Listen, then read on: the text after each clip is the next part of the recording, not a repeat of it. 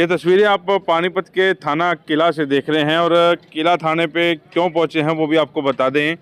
Online का आजकल ज़माना है, ऑनलाइन पढ़ाई, ऑनलाइन के प्रोडक्ट, ऑनलाइन खाना, सब कुछ ऑनलाइन हो रहा है और ऑनलाइन का खामियाजा जो है उन लोगों को भुगतना पड़ रहा है जो ऑनलाइन का काम कर रहे हैं। यानी कि आप जो प्रोडक्ट मंगा रहे हैं, ऑनलाइन जो बेच रहे हैं, बेचने से पहले ही वो रास्ते से जो है गायब हो जाते हैं और लाखों करोड़ों रुपए का नुकसान जो है वो हो रहा है। पानीपत में पिछले कई दिनों से ये काम जो है चल रहा है। 4-5 आदमियों को पकड़ा, थाना किला में दिया, लेकिन थाने किले वालों ने उसे छोड़ दिया।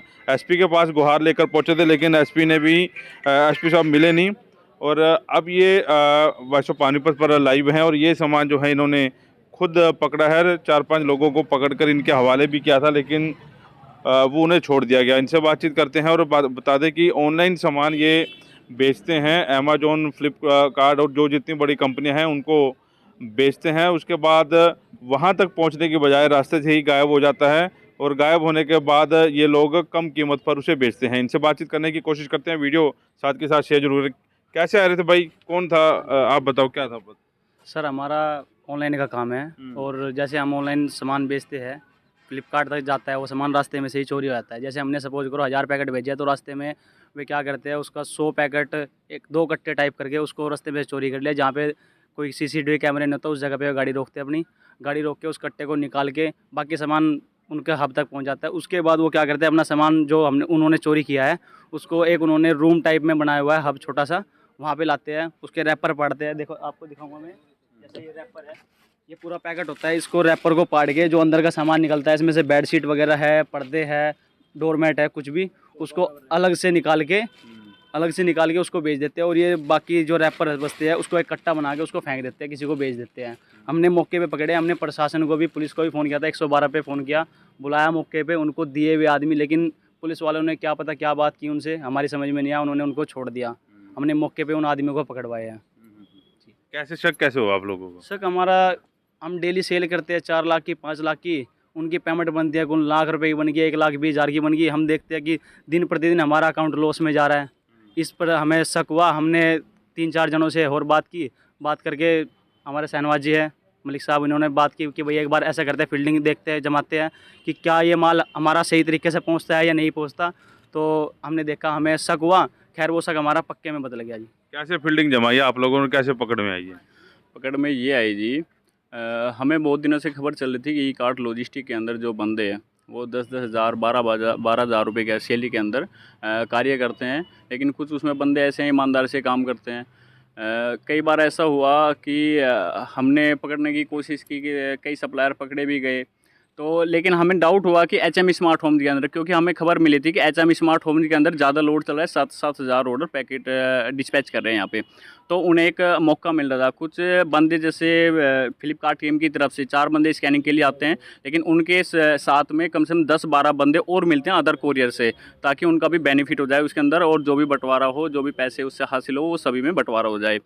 तो वहाँ से खबर मिली थी कि e cart HM smart homes के अंदर घपला होने वाला है और वो वहाँ से माल चोरी करके बेचेंगे।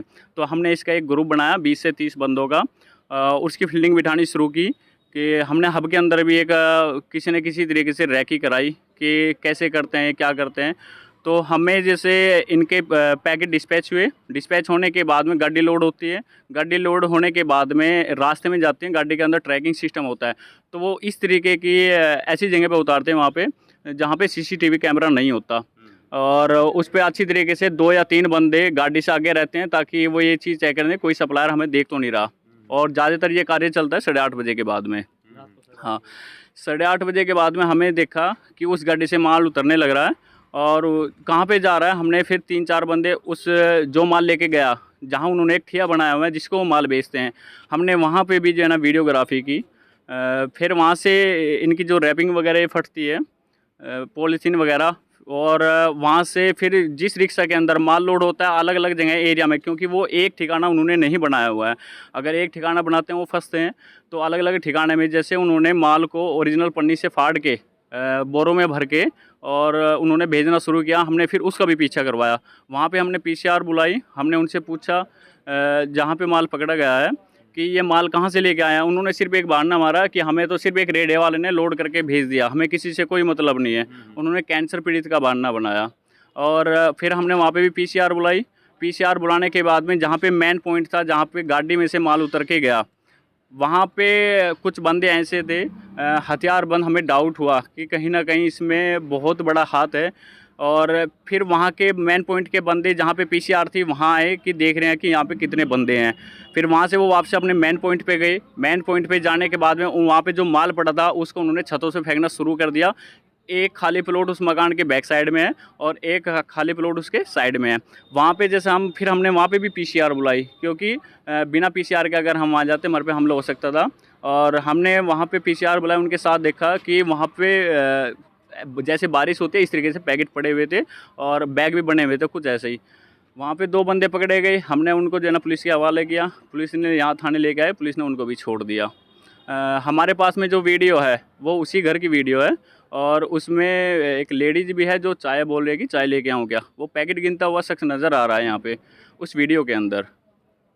और हमने फिर यहाँ पे कृष्ण जी को इसकी एप्लीकेशन दी थी। कृष्ण जी का मिसबिहेव हमें पसंद नहीं आया और बदतमीज़ी से बात करते हैं, हमें पसंद नहीं आया। फिर हमने आज डिसीजन लिया था कि हम एसपी साहब से बात करेंगे। एसपी साहब से जो है ना आज वहाँ पे नहीं थे, फिर हमें एएसपी से मिलवाया गया। एसपी ने जो है ना ये बोला है जाँच के आदेश दिए जाएंगे। अच्छा, अमूमन कितने करोड़ का ये धंधा चल रहा है और लगता है इसमें कंपनी के भी कोई इसमें इन्वॉल्वमेंट है किसी कंपनी की? सर जी, मैं Shahzad Malik, HM smart home मेरी कंपनी का नाम है जी। कुटानी रोड पे रहता हूँ सर। ऐसा है जी, ये खेल तो ये काफ़ी दिनों से चल रहा है। लगभग नॉलेज में हमारी अभी आया जब हमें पता लगा कि अब हमारे साथ ये फ्रॉड चल रहा है, हम लॉस में जा रहे हैं, दिन ब दिन लॉस में जा रहे हैं। हमें जब पता लगा, जब हमने इसकी फील्डिंग बिठाई जी, जब हमने एक ग्रुप बनाया जी, और ग्रुप बनाने के बाद में जब हमने बंदे पकड़े जी वहाँ पे। लेकिन ये जो हमारे साथ जो कैंसिल पैकेट होते हैं जी, ये उन कैंसिल पैकेट का भी बैग बनाते हैं अपने साथ में, जबकि कैंसिल पैकेट का हक होता है कि कैंसिल पैकेट ही हमारे पास में छोड़ के जाएं। भाई उसकी सप्लायर जो है वो उसकी रिपैकिंग करेगा। लेकिन ये जो हमारे कैंसिल पैकेट हैं उनको भी ये अपने साथ उनका भी बैग बनाते हैं। और जो कैंसिल पैकेट होते हैं ना, ये उन बैग को जो है मार्केट में बेचते हैं। मार्केट में जो है कम दामों में बेचते हैं। जो इनका जो है ग्रुप है ये उसमें बेचते हैं जी।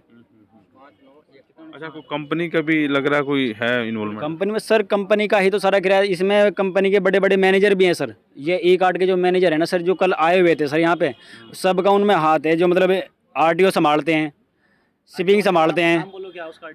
और सर हमने जो सारी इसमें रिपोर्ट है सब में उसका नाम लिखा हुआ है, अंदर भी दी हुई इसी कॉपी। लेकिन अंदर भी जो है हमारी अब तक 24 घंटे से ज़्यादा बीत चुके हैं, लेकिन FIR हमारी पक्की नहीं हुई अब तक सिर्फ एप्लीकेशन पे ही काम चल रहा है। और यहाँ पे जो कृष्ण जी है वो भी हमें जो है धमकी दे रहे थे कि हम तुम्हारे बाप के नौकर थोड़ी हैं, हम अपने हिसाब से काम करेंगे। अब ये देखो, ये करोड़ों का माल जो है घपला हो रहा है। ये हमने रिक्शा पकड़ी है, ये इस रिक्शा में 1 से 2 लाख रुपए का माल है जी।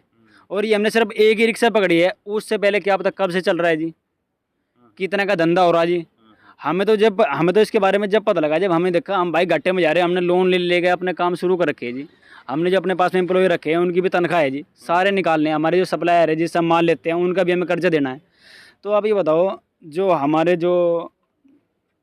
जो कर्जा देना है जी, हमें जो लोन चुकाना, वो हम कैसे देंगे, कहाँ से देंगे?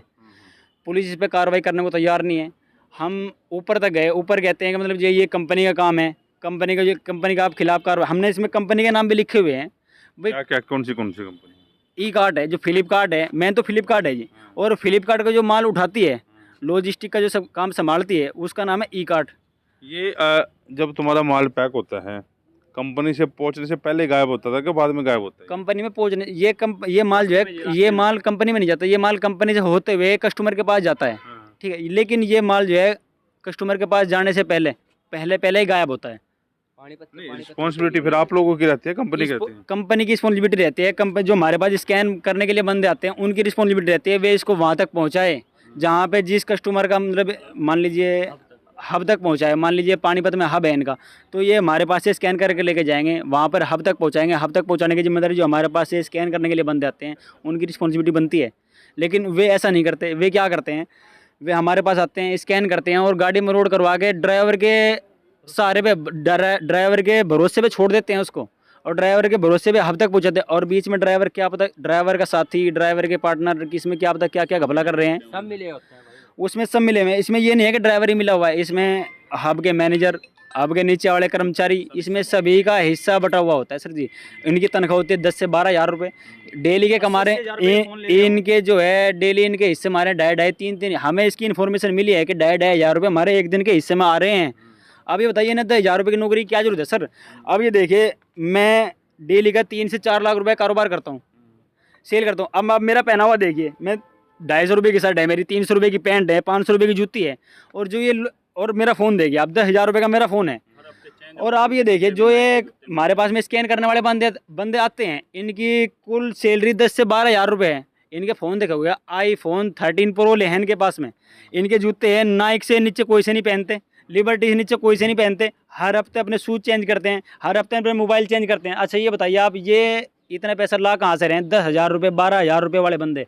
चलिए एक बार फिर से बता दें कि ऑनलाइन का ये गेम जो है चल रहा है। ई कार्ट को जाता है इनका माल, लेकिन रास्ते से ही गायब हो जाता है। वीडियो साथ के साथ शेयर जरूर करें और बड़े अधिकारी से बातचीत करने की कोशिश करेंगे अगर इस मामले में बातचीत हो जाती है। वॉइस ऑफ पानीपत के प्रदीप पंचाल के साथ कुलवंत सिंह। सच सिर्फ हम दिखाते हैं।